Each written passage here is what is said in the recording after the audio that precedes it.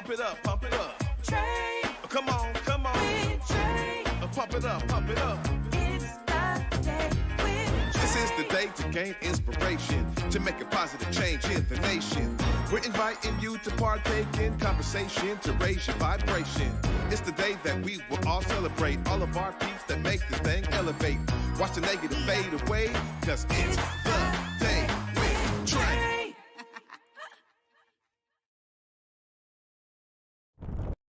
Hey everybody, welcome to this wonderful Wednesday episode of The Day with Trae. I'm the guest host, Deaunte, stepping in for my sister Trae, who is off all week. So you got me today. And before we begin with this wonderful episode, I need you to go to whereweconverge.com to learn more about The Day with Trae, Back to Besa, as well as We Live in Color, and Seattle News and Brews, which airs tonight at 7 p.m. right here on Converge Media. Remember to like, share, and subscribe. And as we're going in today's episode, it is extremely important for us because we have Alexis Mercedes Rinck. I just want to get right into it. How are you doing? I'm doing good. I'm a little damp today. We've been outdoor knocking in the rain, but doing good. No pain, no gain? That's right. Okay. I have to ask you some questions. Now, you're running for a citywide council seat. What is the difference between citywide council seat and city council seat? Yeah, this is one of the first things that people actually kind of ask me about. When I tell them I'm running for Seattle City Council, they're like, which district? I don't know if you're even my district representative. And I say, well, actually, Seattle City Council has 7 district-specific council offices, but 2 citywides. And so your district-specific council offices, you know, they're really focused on what's happening within your neighborhood, how roads may feel to really what's around the corner. The citywide positions, from my view, have a focus on weaving things together. And that's kind of been one of the coolest things about running citywide, is really finding what are the shared themes and issues happening across the city, from West Seattle, Phinney Ridge, Othello, Central. It's been really cool to kind of weave things together that way. And you said something there. What are some of the things that you have seen in all of these areas? I mean, housing. Housing is the number one thing. Housing and affordability broadly have been huge issues facing almost every community in the city. People really concerned, you know, even if it's not their own housing, thinking about for their kids or grandkids, if they're going to be able to stay within the city that they call home, stay close to their family connections. So affordability for the city is just something that's really front of mind for folks. Yeah, and with that, you know, I hear those concerns. And what are some of the plans that you do have in the areas of housing? Housing is a really important conversation for all of our community folks, and really shout out to our folks that are still out there in the central district. That's right. But when we think about gentrification, and we also think about the housing crisis with some of the organizations that have said housing first, but some folks are still unhoused. What are we doing in that space? Yeah, housing is such a complex topic because we're talking about homelessness is wrapped up in there, and we know homelessness is a housing problem. And then we're also talking about affordability, opportunity, and then weaving in the fact that most of our city's history of housing development and our land use has fueled displacement for Black and Brown community. And so we have an upcoming opportunity to be remedying our land use when we're talking about the comprehensive plan. And this is a required activity for the city to be doing. It's tied up to the Growth Management Act, which is actually statewide. And while this might sound like a wonky kind of policy thing, it's really important because ultimately this plan is really dictating where are we going to be building housing across the city, which neighborhoods will be getting a more density of housing, more multifamily and apartment options.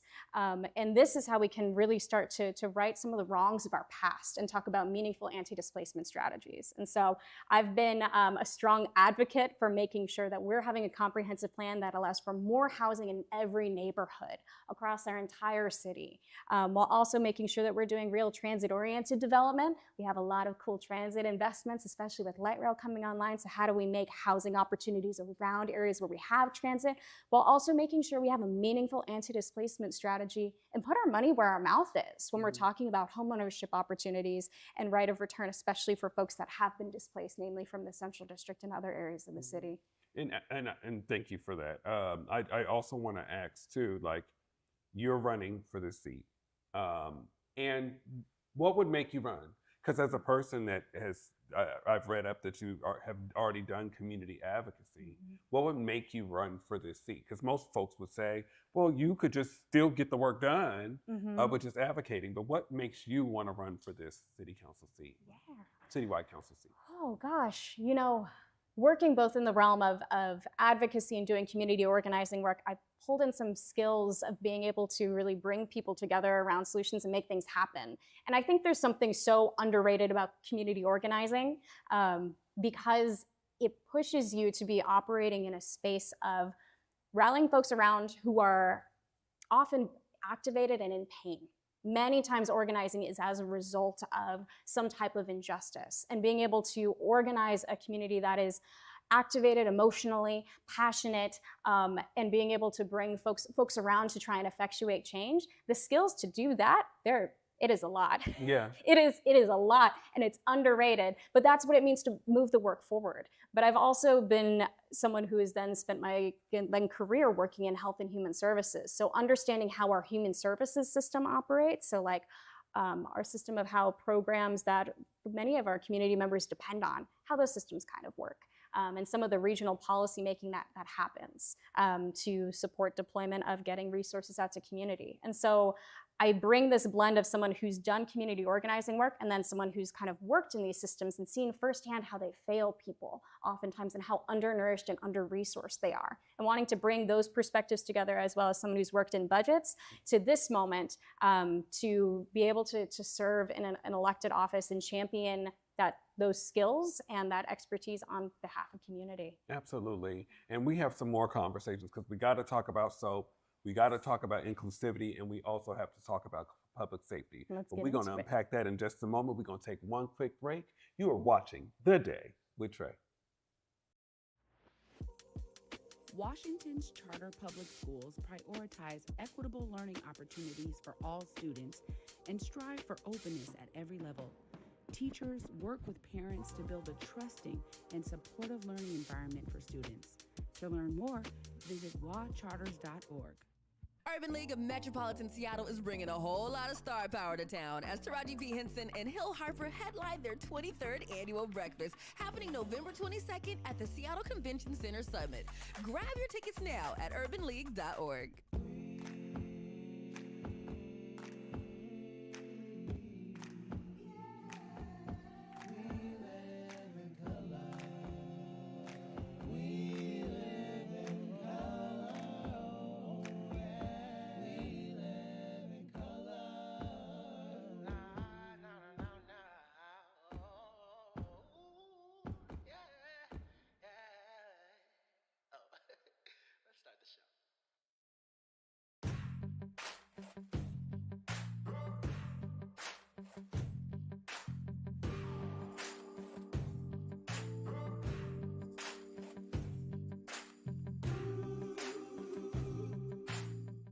Welcome back to The Day with Trae. I'm your guest host, Deaunte Damper, and I have Alexis Mercedes Rinck here. Hello again. Hello. We are having some, well, not tough conversations, but we are asking you. You're currently running for office, and there are more questions to unpack. We went into your why you're running, and now one of the main conversations that we're having in community goes beyond housing. It is about public safety. We have seen gun violence in our community. We have seen very many things. What is, while running, what is your plan to help rectify or make community members feel more safe in community? Yeah. And I think what's so often lost on the issue of public safety is that we try and simplify, and the fact is making our communities safer is complex.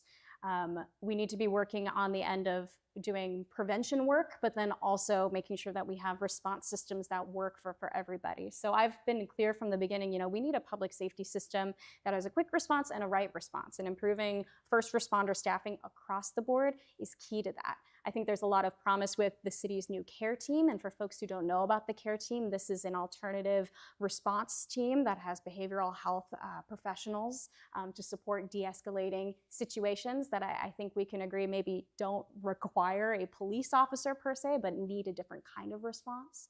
but also looking at the fact that there's a lot more we can be doing to prevent instances of violence from happening in the first place. And gun violence prevention is huge in that. And we've seen far too much gun violence just in the course of even this campaign that I've been brought to experience in our community has had to grapple with.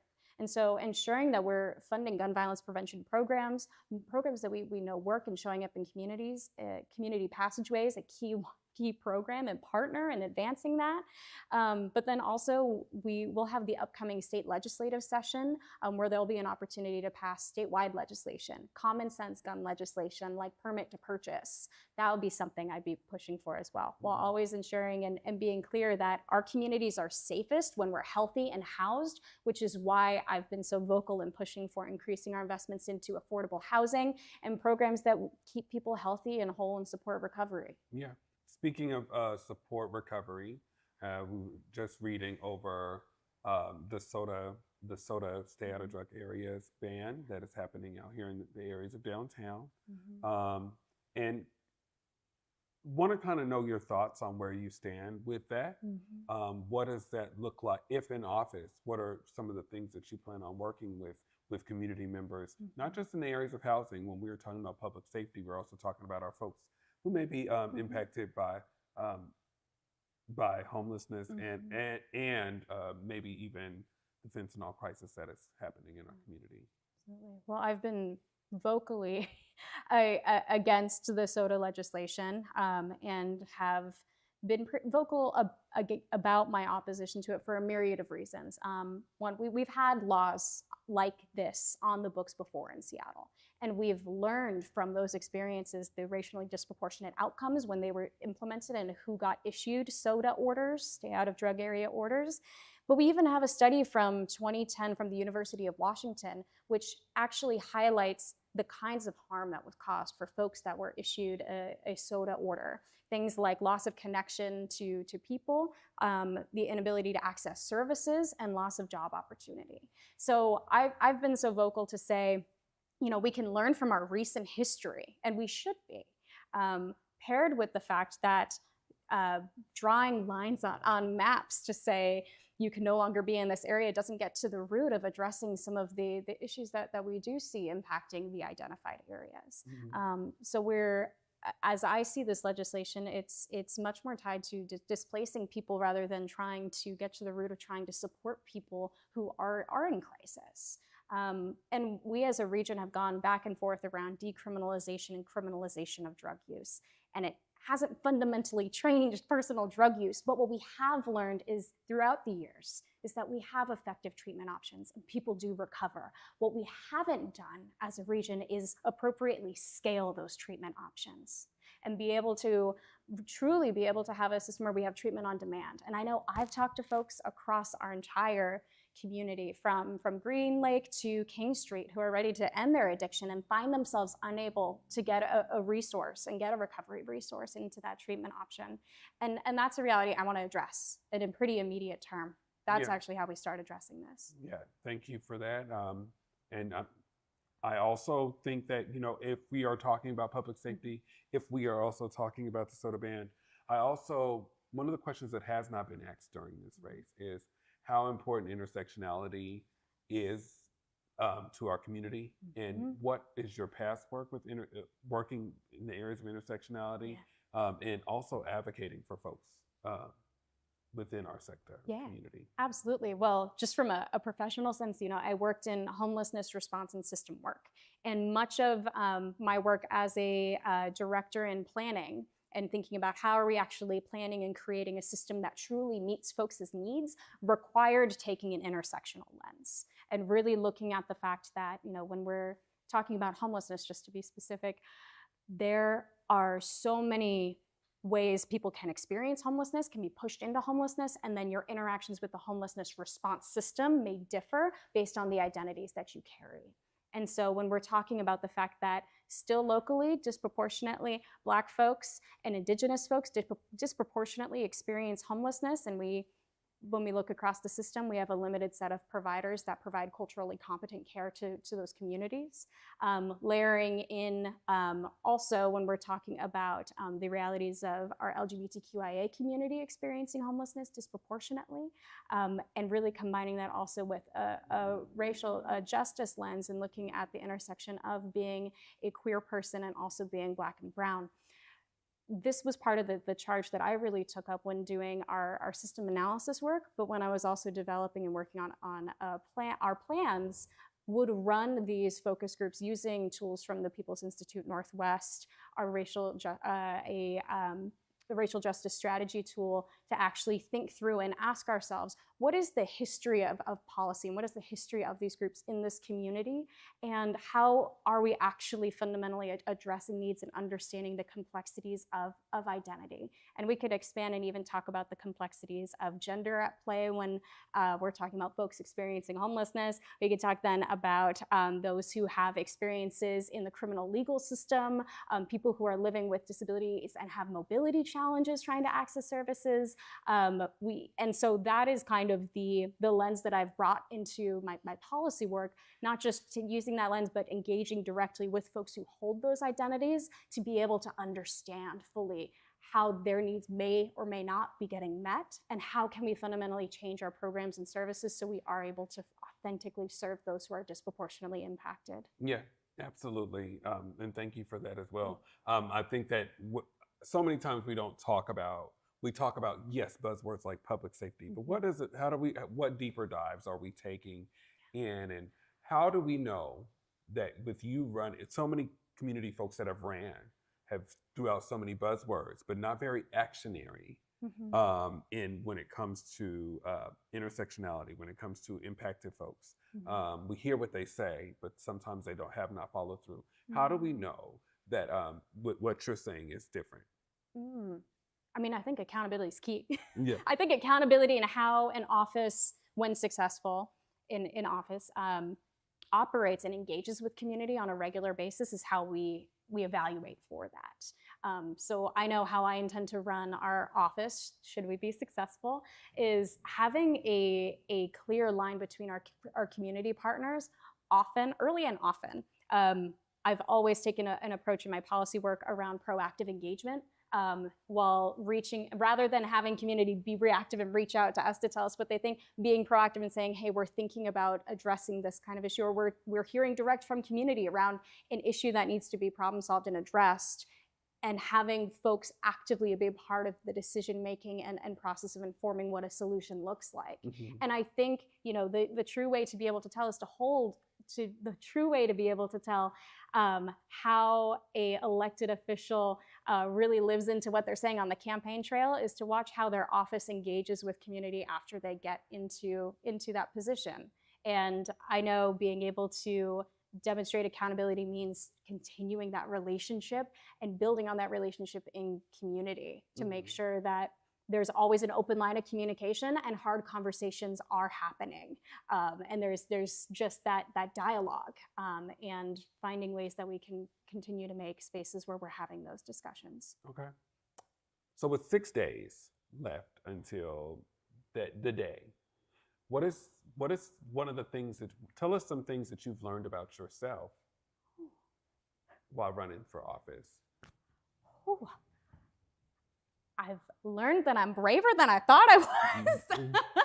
This is not for the weak. And I've also learned just how much I love people actually in this process. And I've learned how little I knew as well. I think it has been the greatest honor to be brought in by so many different community-based organizations and community groups and just eagerly taught about individual neighborhood histories, or even the history of how something came to be.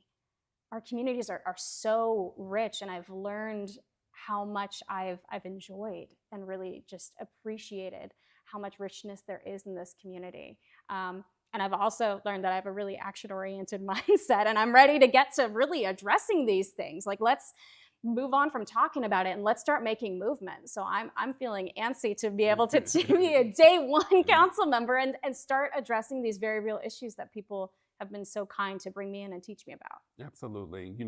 Well, I want to thank you for coming here today. But before we go, if you could just give your call to action. We got 6 days left. Tell community what you would want them to know. Oh my gosh. Well, thank you so much, Deaunte, for having me. My name is Alexis Mercedes Rinck. I'm running for Seattle City Council to fight for a city that works for all of us and not just the ultra wealthy few.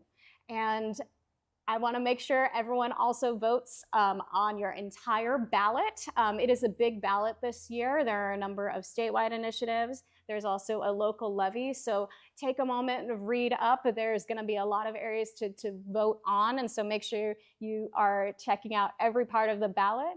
And you can check out more about our campaign at www.alexisforseattle.com. Thank you so much, Alexis, for coming on.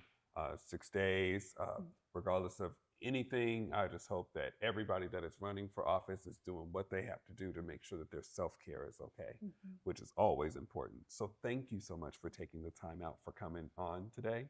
We're going to take one more break and we will be back with The Day with Trae. A world of wonder awaits at Pacific Northwest Ballet's The Nutcracker. Treat your loved ones to the Northwest's favorite holiday tradition at Seattle Center's McCall Hall. Visit pnb.org.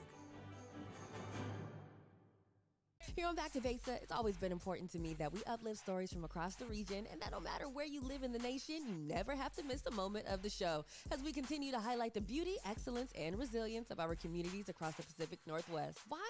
Because representation matters. So no matter where you live, be it the Central District or Centralia, Portland or Pullman, or anywhere across the country, I encourage you to join me on this Back to Vesa journey by downloading the free Fox Local app on your phone or smart TV as we continue to elevate the very best in our communities.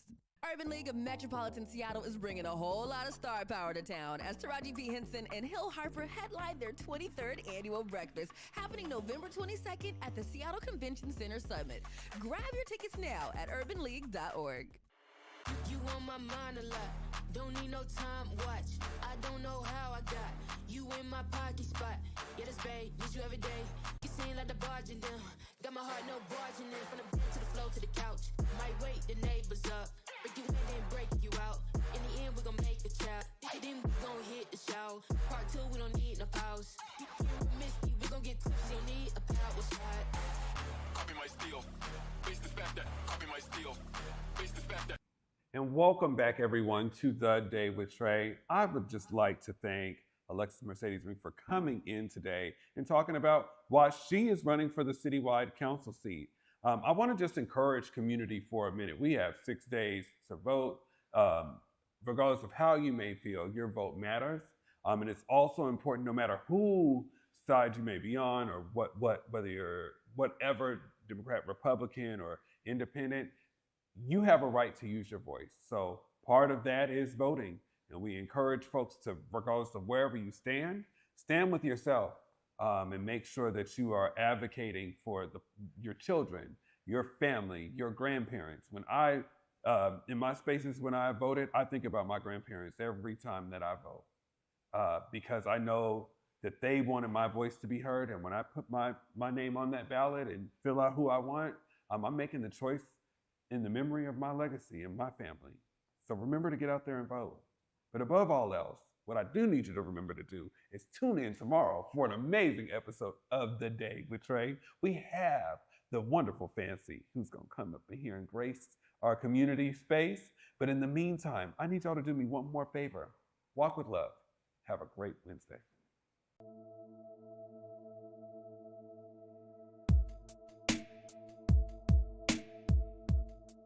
Converge Media produces culturally relevant content for Black and urban audiences. Our coverage is raw, transparent, and objective, praised by community leaders, government officials, and residents. Support Converge Media today via Venmo, Cash App, or PayPal at Converge Media.